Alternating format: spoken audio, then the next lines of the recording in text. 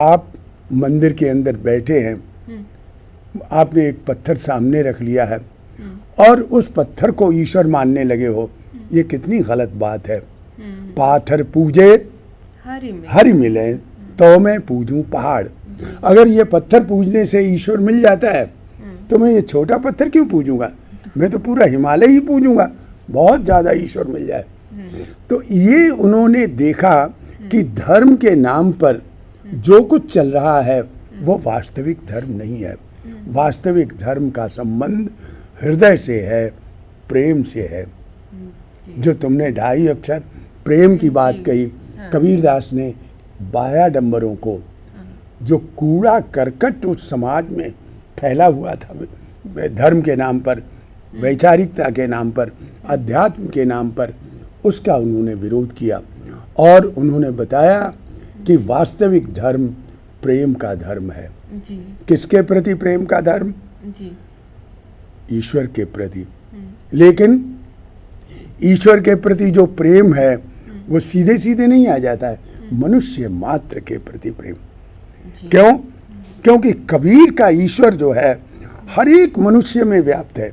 उन्होंने कहा न वो मंदिर में है, न वो मस्जिद में है, वो हर जगह है, हर व्यक्ति में है, हर व्यक्ति की आत्मा में है। और अगर वो ईश्वर हर व्यक्ति की आत्मा में है और ईश्वर का प्रेम ही आध्यात्मिक तत्व है तो हर व्यक्ति से प्रेम करो।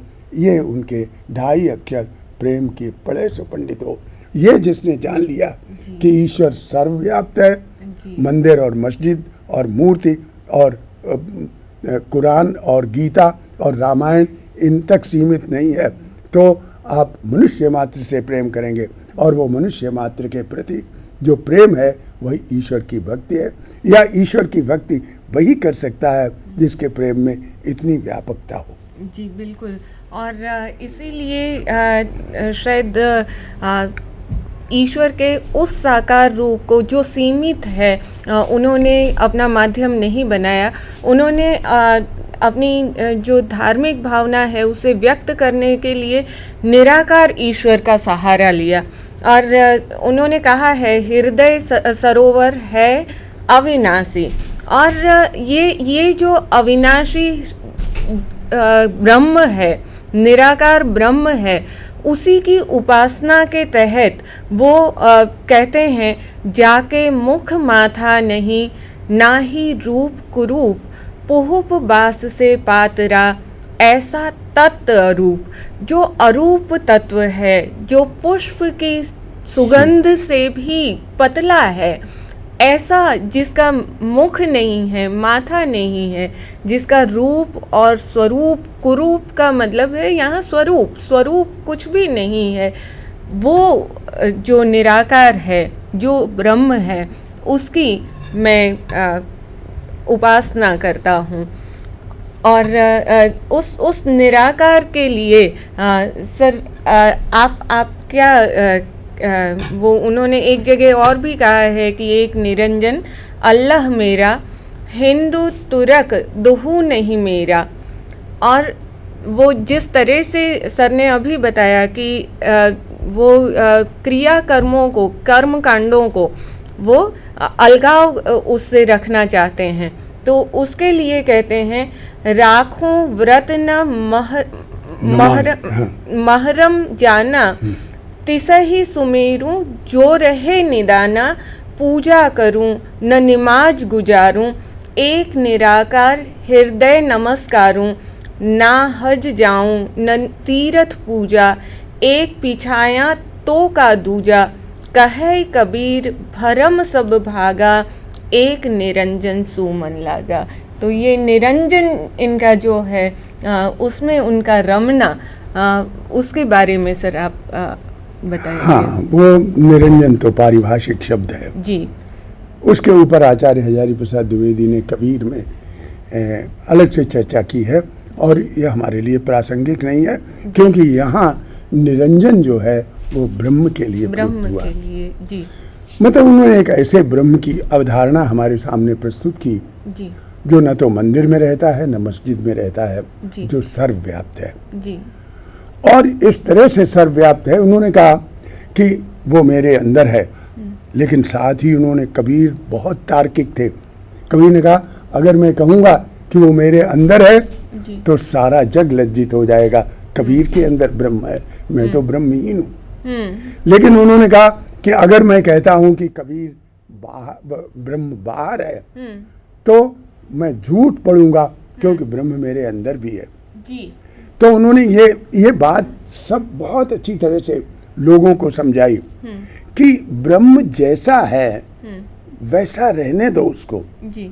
वो इतना सूक्ष्म है कि उसके बारे में हम ये धारणा प्रकट नहीं कर सकते हैं कि वो इस मूर्ति में है, कि वो इस मस्जिद में है, कि वो ये मंदिर में है, कि उसको तीर्थों के द्वारा पाया जा सकता है, कि वो काजी और मुल्ला के सहारे से या पंडित के सहारे से उसको जाना जा सकता है। और इस ब्रह्म को पाने के लिए उन्होंने जो रास्ता बताया वो इतना महान, इतना उदात्त, इतना उदार, इतना तर्क संगत है कि आज के संदर्भ में हम आश्चर्य करते हैं कि वो इतने तार्किक ढंग से ईश्वर के बारे में कैसे कह सके। ईश्वर बहुत ही रहस्यपूर्ण है। तो ईश्वर के बारे में उन्होंने तार्किक बात सबसे पहले क्या की, साधो सहज समाधि वाली, कुछ नहीं करो, सहज समाधि लगाओ। अब ये समाधि तो बैठ करके लोग, ज्ञानी लोग समाधि लगाते हैं। कबीर ने कहा नहीं, गुरु प्रताप जा दिन ते उपजी, दिन दिन अधिक चली। अब उनकी आप ईश्वर साधना देखिए। ईश्वर साधना ये नहीं है कि आप बैठें और माला लेकर के राम राम जपने लगे, नहीं, जहाँ जहाँ डोलों सो परिक्रमा, जो कछु करो सो सेवा।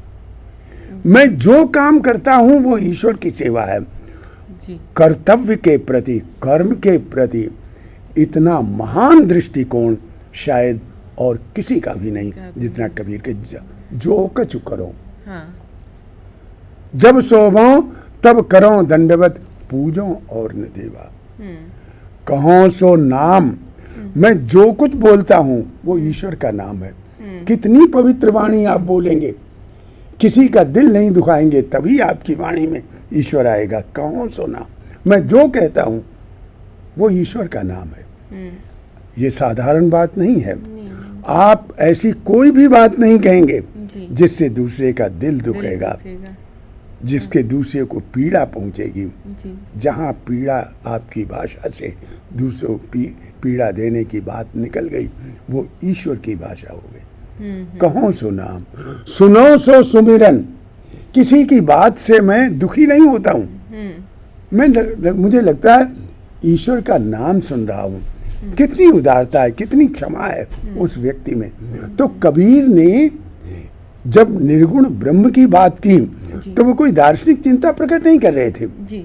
वो एक ऐसे ईश्वर को हमारे सामने रख रहे थे जो बहुत मानवीय है और अपने मानवीय कर्मों के द्वारा ही उसको पाया जा सकता है, उसे समाधि के द्वारा नहीं जी। आप मुझे लगता है नहीं, कबीर के जो राम हैं उन पर बहुत चर्चा हुई है और हमेशा ये माना जाता है कि उन्होंने जो राम का नाम लिया वो दाशरथ ही राम नहीं है और ये कि वो परम ब्रह्म का प्रतीक हैं। तो कबीर उस पर खुद भी कहते हैं कि दशरथ सुत तिहु लोक बखाना, राम नाम का मरम है आना। या फिर जब वो कहते हैं निर्गुण राम जपहु रे भाई, अविगत की गति लखी न जाई, तो ये स्पष्ट हो जाता है कि कबीर के जो राम हैं वो दशरथ सुत नहीं है। उनको भले लोगों ने उनके बारे में लिखा हो, लेकिन राम नाम जो है उसका मर्म तो वही है कि आप जैसा सर ने अभी बताया कि मनुष्य को पहचानो, मनुष्य की आत्मा को जानो, मनुष्य के दुख दर्द को पहचान लो, और वही कबीर के राम हैं। आचार्य हजारी प्रसाद द्विवेदी ने मैं यहाँ एक बात जोड़ना चाहूँगा जी। बहुत अच्छी बात की है जी। कि कबीर राम का नाम लेते हैं तो लगता है जैसे वो हिंदू राम है। कबीर जब अल्लाह का नाम लेते हैं तो ऐसा लगता है ये मुस्लिम ईश्वर है जी। उन्होंने कहा, वो कबीर ने कहा, वो शब्दातीत ईश्वर है। हाँ। उसको आप शब्द में नहीं बांध सकते जी। शब्दों से परे है। जैसे ही आप उसको शब्द देंगे वैसे ही आप उसे किसी संप्रदाय के साथ, किसी धर्म के साथ जोड़ देंगे। कबीर कहते हैं कि वो ऐसा है जहाँ कोई नहीं पहुँचता है, न शब्द पहुँचता है, न मन पहुँचता है, मात्र हम उसे अपने हृदय में अनुभव कर सकते हैं। फिर भी उसको कोई नाम देना था।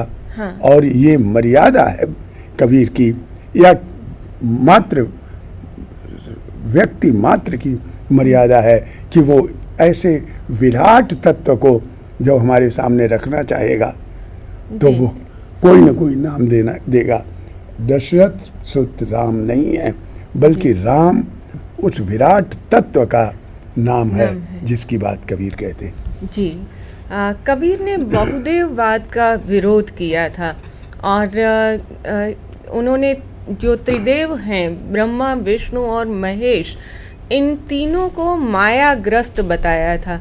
तो वो कहते हैं कि अक्षय पुरुष एक पेड़ है, निरंजन वाकी डार, त्रिदेवा शाखा भय, पात भया संसार।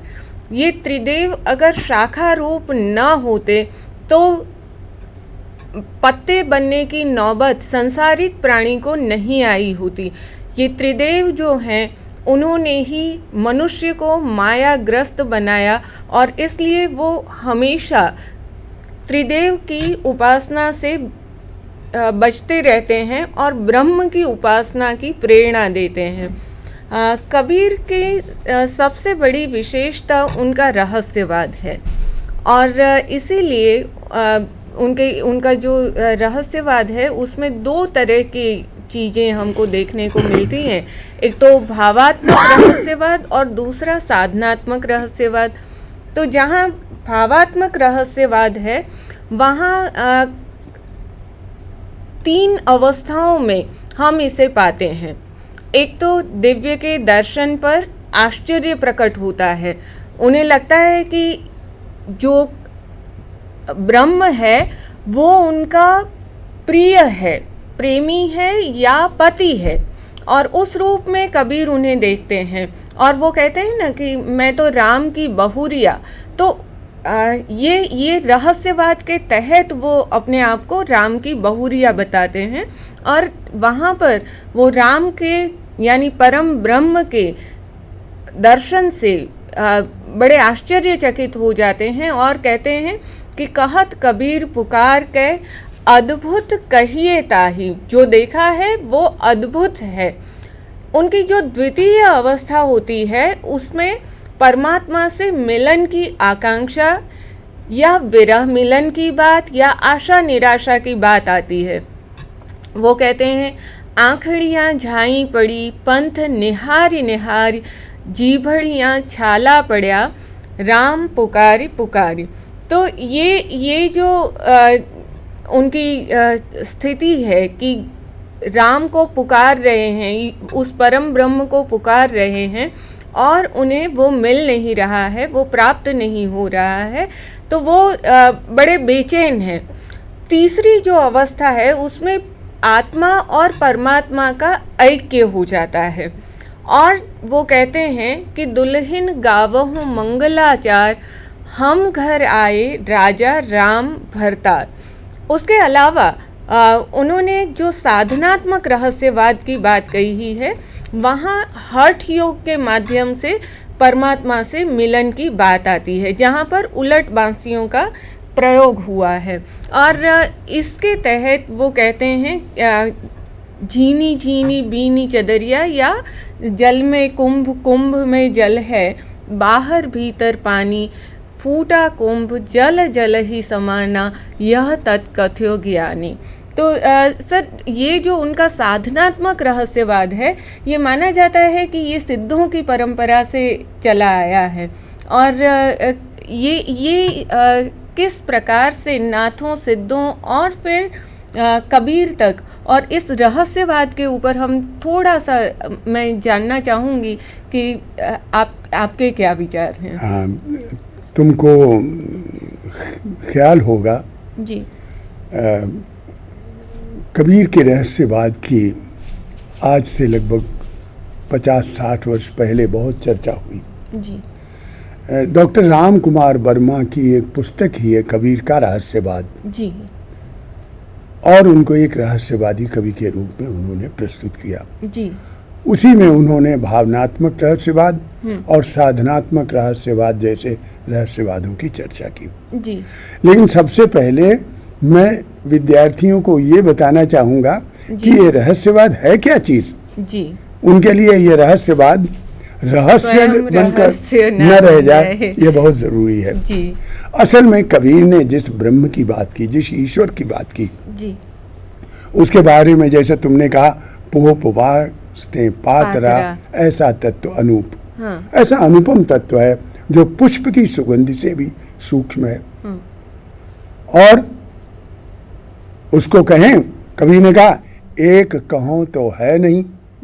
अगर हम कहें कि ईश्वर एक है तो गलत है। जी। क्योंकि वो तो जब जो हर जगह व्याप्त है, एक कैसे होगा। जी। दो ही कहो तो गारी। जी।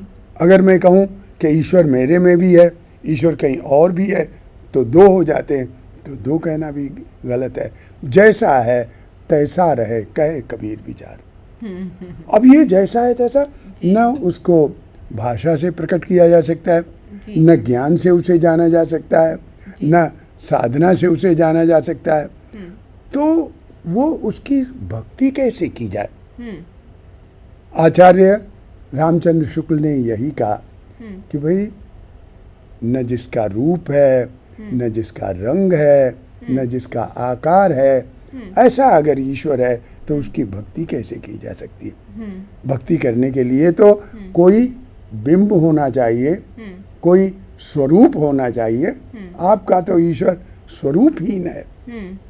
कबीरदास की इस बात को, स्वरूपहीनता की बात को शायद आचार्य ने दूसरे ढंग से समझा, सही ढंग से उनकी भावना को नहीं समझा। रविन्द्रनाथ टैगोर ने कहा कि जिसका रूप नहीं है वो भावनात्मक स्तर पर, भावना का क्या रूप है, वो भावनात्मक स्तर पर हमारे सामने है। और हमारी भावना और वो विराट भावना जब एक हो जाती है